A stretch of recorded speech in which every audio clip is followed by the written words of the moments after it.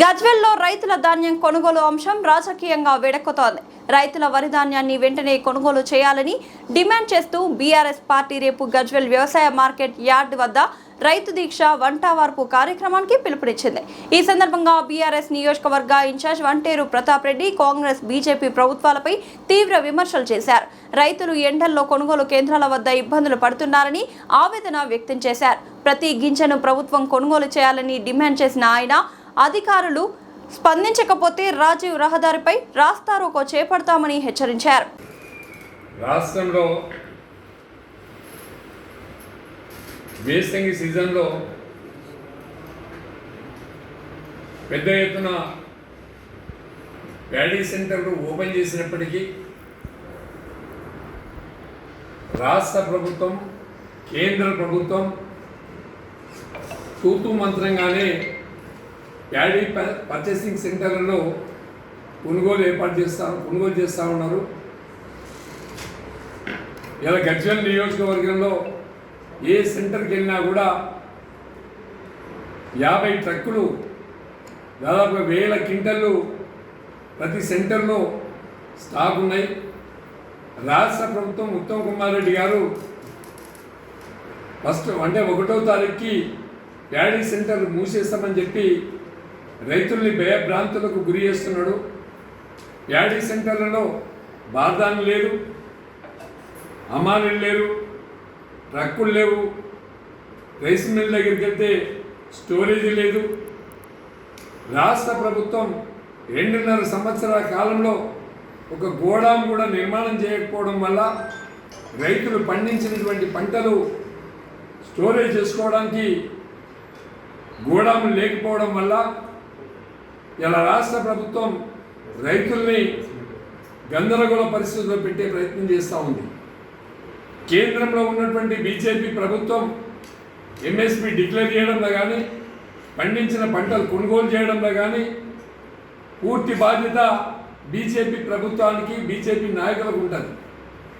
నిన్న మొన్న ఇవాళ కూడా బీజేపీ సెంట్రల్ మినిస్టర్లు, ఎంపీలు, ఎమ్మెల్యేలు రైతుల దగ్గరికి వచ్చి ముసలి కన్నూరు కాలుస్తున్నారు. మీరు కేంద్రంలో అధికారంలో ఉన్నారు, కాంగ్రెస్ రాష్ట్రంలో అధికారంలో ఉంది, ఇండియన్ ఇవ్వడంలో రాష్ట్ర ప్రభుత్వం విఫలమైంది, పర్చేజ్ చేయడంలో కేంద్ర ప్రభుత్వం విఫలమైంది.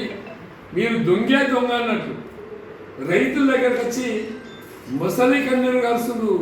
కనీసం సిగ్గు లజ్జ ఉందా?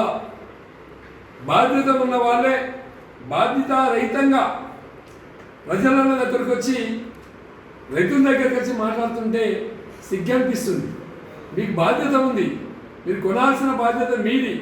కేంద్రంలో అధికారంలో ఉన్నది బీజేపీ, రాష్ట్రంలో అధికారంలో ఉంది కాంగ్రెస్. మీరు రైతు పండించిన ప్రతి గింజను కూడా కొనాల్సినటువంటి బాధ్యత మీది. ప్యాడీ వల్ల రాష్ట్రంలో ఏ కళ్ళంలో చూసినా ప్యాడీ ఉంది. కళ్ళాలు లేక, గోడాములు లేక, రైతు ఆరబోసుకునే పరిస్థితి కూడా లేక ఇలా భార్య పిల్లలతోని రోడ్ల మీద 45 డిగ్రీల ఎండలో పడిగాడుపులు కాల్స్తూ ఉంటే రాష్ట్రంలో 14 మంది రైతులు ఆత్మహత్యలు చేసుకుంటే కనీసం రాష్ట్ర కేంద్ర ప్రభుత్వాలకు చీమ కుట్టినట్టు కూడా లేదు. ఇప్పటికైనా రాష్ట్రంలో పండించినటువంటి పంటలన్నీ వెంటనే కొనుగోలు చేసి రైతుల్ని ఆదుకొని టైం ఫిక్స్ చేయకుండా రైతు పండించిన ప్రతి గింజ కూడా రాత్రి పగలు కష్టపడి అధికారులు నాయకులు కష్టపడి వెంటనే కొనుగోలు చేయండి. రేపు మేము గజ్వేల్ మార్కెట్ యార్డ్ గేట్ ముంగట టెంట్ వేసుకొని నిరాహార దీక్ష చేపడుతున్నాం. గజ్వేల్ నియోజకవర్గంలో ఉన్న ప్రతి గింజ కూడా వారం రోజుల లోపల మొత్తము లిఫ్ట్ చేయాలని చెప్పి మేము డిమాండ్ చేస్తున్నాం. రైతుకు అండగా నిలవడం అంటున్నాం. రైతులకు బాధ్యతలు కానీ కాంటబెట్టుకోవడం కానీ రైస్ మిల్ దగ్గర ఖాళీ చేయడం కానీ ఇవన్నీ కూడా రాష్ట్ర ప్రభుత్వం దగ్గరుండి కేంద్ర ప్రభుత్వం దగ్గరుండి చేయాలని చెప్పి డిమాండ్ చేస్తున్నాం. రేపు 8 గంటలకు మార్కెట్ యార్డ్ ముందు దీక్ష చేస్తాం. అక్కడికి కలెక్టర్ గారు రావాలి, ఆర్డీఓ గారు రావాలి, ఎంఆర్ఓ రావాలి. ఏ మండలంలో ఎంత స్టాక్ ఉందో చెప్పండి, వారిని ఎప్పుడు లిఫ్ట్ చేస్తారో చెప్పండి. లేకుంటే అక్కడి నుండి నేరుగా రాజీవ్ రహదారిని పోయి రాజీవ్ రహదారిని దిగ్బంధం చేస్తాం.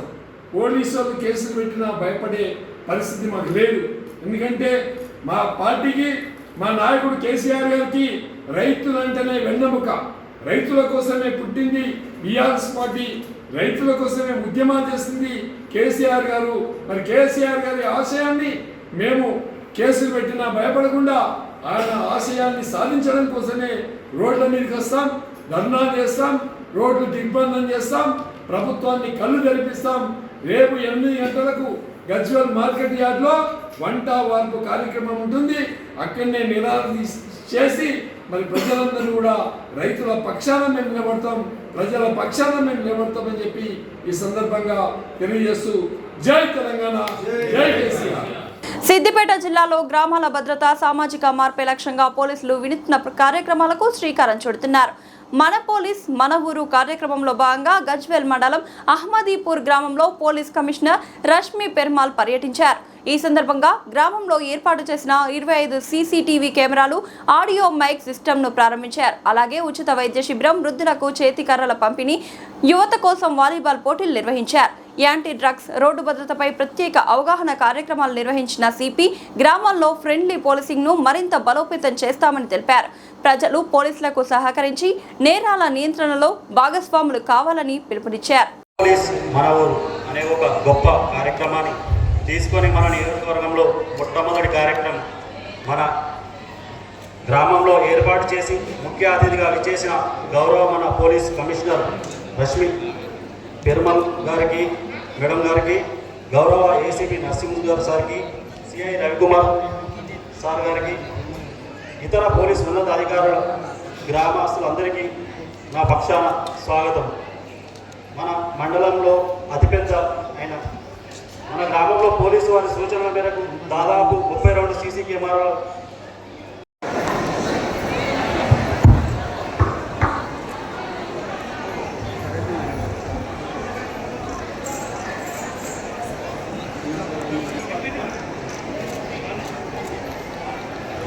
అదేవిధంగా ఇప్పుడు రాజకీయాలు రావాలండి తప్పున. అదేవిధంగా ముగ్గుల పోటీలో దివ్యశ్రీ, రమ్య నలుగురు రావాల్సిందిగా కోరుచున్నాం. మన పోలీస్ మన ఊరు ముగ్గుని రమ్య వేసినందుకు స్పెషల్ గిఫ్ట్ గా గట్టి సపోర్ట్ కొట్టాలా, మీ సపోర్ట్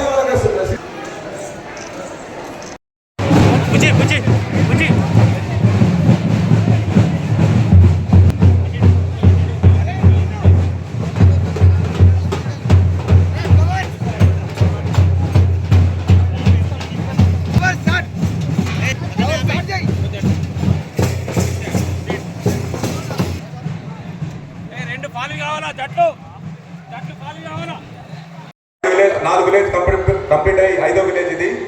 ఈ 5వ విలేజ్ లో అక్కడ పోయినప్పుడు పబ్లిక్ తోని వాలీబాల్ టోర్నమెంట్ ఏర్పాటు చేసి పబ్లిక్ తో పోలీస్ తో మంచి సంబంధాలు ఏర్పాటు చేయడానికి, అదేవిధంగా అక్కడ విలేజ్ లో కూడా సీసీ కెమెరాలు ఏర్పాటు చేయాలనే ఉద్దేశం ఉంది మేడంది.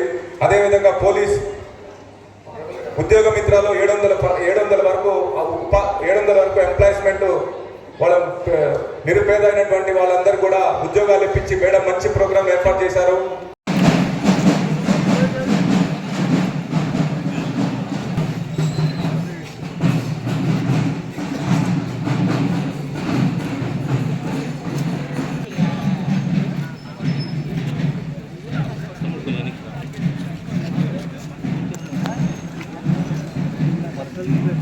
ఫోటోస్ లేదు. అడిషనల్ డీసీపీ ఏఆర్ గారిని కూడా వేదికను అలంకరించాల్సిందిగా కోరుతున్నాం. అదేవిధంగా కె నరసింహులు గారిని కూడా వేదికను అలంకరించాల్సిందిగా, అదేవిధంగా ప్రభాకర్ విలేజ్, అదేవిధంగా గోపాల్ రెడ్డి ఉప సర్పంచ్ కూడా వేదికను అలంకరించాల్సిందిగా కోరుతున్నాం. సుగుణాకర్ హెడ్ మాస్టర్ జెడ్పీఎస్ఎస్ ఎండిపూర్ గారిని కూడా వేదికలో మన పోలీస్ మన ఊరు ప్రోగ్రామ్ లో మేడం గురించి 2 నిమిషాలు మేము మాట్లాడాల్సిందిగా.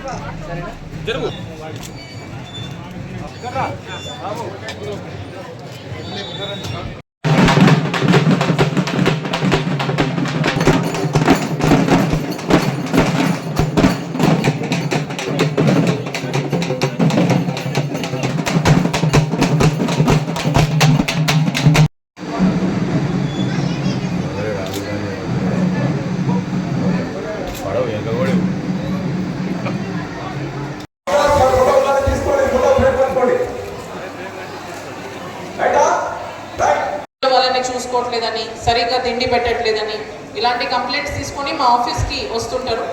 సో ఇక్కడ కూడా మళ్ళీ నేను ఇక్కడ ఉన్న ప్రజలందరికీ రిక్వెస్ట్ చేస్తున్నాను, మీ అందరికీ తెలుసు ఊరిలో ఉన్న పెద్ద మనుషులు ఎవరు, వాళ్ళ ఫ్యామిలీ వాళ్ళు ఎవరు సరిగ్గా చూసుకోవట్లేదు. ఊరు సైడ్ నుంచి కూడా ఒక కమిటీలాగా ఫామ్ అయ్యి, లేదంటే గ్రామ పంచాయత్ కమిటీలాగా ఫామ్ అయ్యి వాళ్ళ సమస్యల్ని మీరు కొంచెం దృష్టి పెట్టాలా, వాళ్ళకి కౌన్సిలింగ్ చేయాలా. అది ఒక లెవెల్ తర్వాత అవ్వకపోతే మా దగ్గరకు రావాలా, మేము కూడా కౌన్సిలింగ్ చేస్తాం. కానీ సీనియర్ సిటిజన్స్కి, పెద్ద మనుషులకి మేము ఎప్పుడైనా సెక్యూరిటీ ఇవ్వాలా, ఎందుకంటే వాళ్ళ ఏజ్లో అన్ని జగాలు అప్రోచ్ అవ్వలేరు.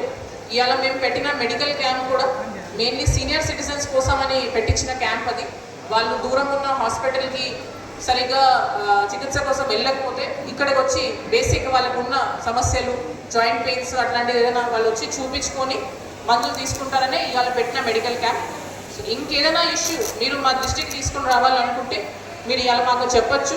అలాంటి చిన్న చిన్న మెజర్స్ మీరు మీ సైడ్ నుంచి తీసుకుంటే మాకు కూడా పోలీస్ డిపార్ట్మెంట్కి ఒక సపోర్ట్ సిస్టమ్ ఉంటుంది. మీ లోకల్ పోలీస్కి మీరు సపోర్ట్ చేసినట్టు ఉంటారు. ఒక పోలీస్ స్టేషన్ అంటే ఒక 20 మంది కన్నా ఎక్కువ మంది ఉండరు, కానీ అంత ఊరందరూ కంబైన్ అయితే ఇట్లాంటి చాలా వరకు మేము క్రైమ్స్ని కంట్రోల్ చేయగలం.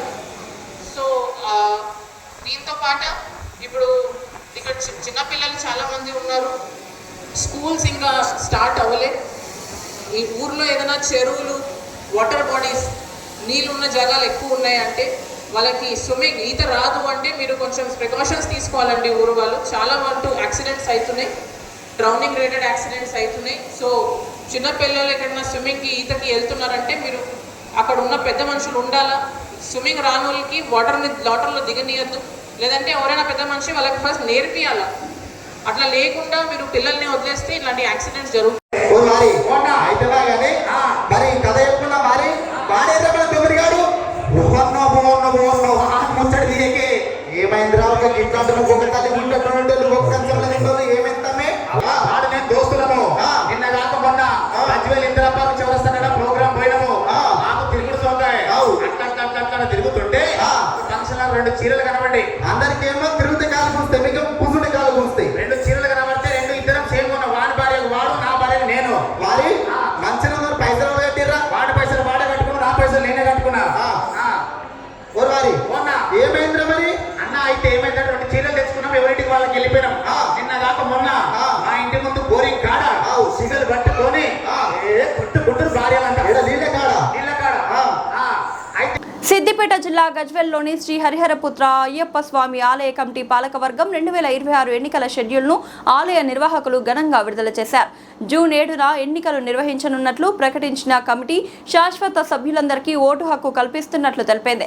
ఆలయ అభివృద్ధిలో భాగస్వామ్యం కావాలనుకునే భక్తులు ఈ అవకాశాన్ని సద్వినియోగం చేసుకోవాలని నిర్వాహకులు పిలుపునిచ్చారు.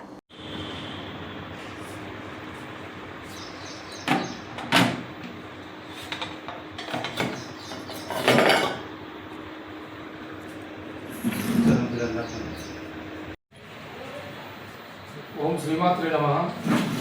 మన గజ్వేల్ పట్టణంలో వెలిసినటువంటి శ్రీ హరిహరపుత్ర అయ్యప్ప దేవాలయం యొక్క పాలకవర్గం సాధారణ ఎన్నికలు 2026 సంవత్సరానికి ఈరోజు ఎన్నికల షెడ్యూల్ విడుదల చేయడం జరుగుతుంది. ఎలక్షన్ అధికారుల సమక్షంలో ఈ యొక్క ఎన్నికల షెడ్యూల్ విడుదల చేస్తున్నాం.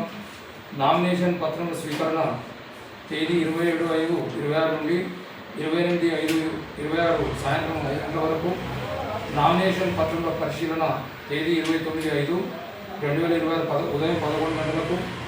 నామినేషన్ల ఉపసంహరణ తేదీ 31/5 2026 రోజున మధ్యాహ్నం 3:30 గంటలకు ఉండబడుతుంది.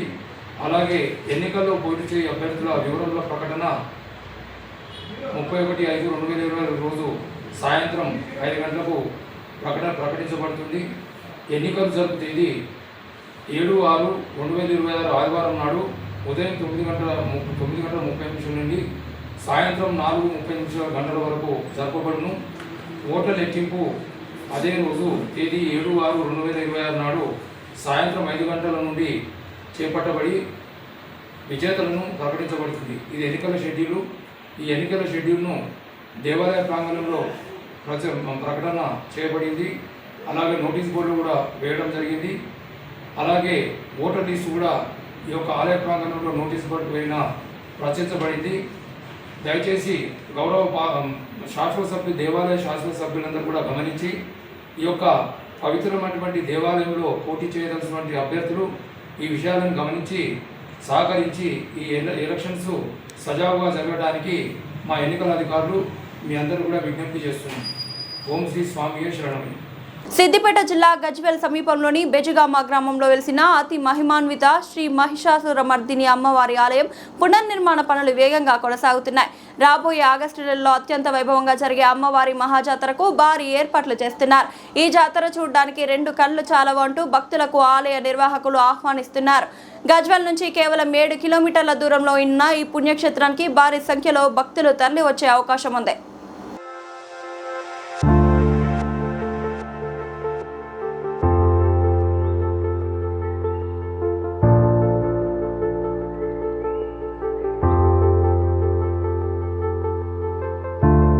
శ్రీ విద్యా సంకల్ప్ హై స్కూల్ బాలాజీనగర్ కొర్రముల నారపల్లి ప్రాంతంలో నర్సరీ నుండి 10వ తరగతి వరకు అడ్మిషన్లు ప్రారంభం.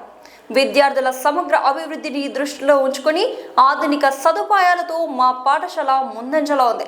ఇంగ్లీష్, మ్యాథ్స్, సైన్స్ ఒలింపియాడ్ పరీక్షల్లో 41 గోల్డ్ మెడల్స్ సాధించిన ఘనత. అనుభవజ్ఞులైన ఉపాధ్యాయులు, ప్రతి విద్యార్థికి individual attention. Science, maths, English ల్యాబ్లలో హ్యాండ్స్ ఆన్ ప్రాక్టికల్ లెర్నింగ్, విశాలమైన ప్లే ఏరియా, ఇండోర్ మరియు అవుట్డోర్ గేమ్స్, పఠన అలవాటును పెంపొందించే సమృద్ధమైన లైబ్రరీ, పటిష్టమైన సేఫ్టీ మరియు సెక్యూరిటీ వ్యవస్థ, విద్యార్థుల్లో క్రమశిక్షణకు ప్రాధాన్యం, ఇంగ్లీష్ లాంగ్వేజ్ పై ప్రత్యేక శ్రద్ధ, అందమైన హ్యాండ్ రైటింగ్ అభివృద్ధి. మీ పిల్లల భవిష్యత్తుకు బలమైన పునాది వేయాలనుకుంటే శ్రీ విద్యా సంకల్ప్ హై స్కూల్ సరైన ఎంపిక. అడ్మిషన్లు కొనసాగుతున్నాయి. వెంటనే సంప్రదించండి. Phone number 9392993669 or 9392736936.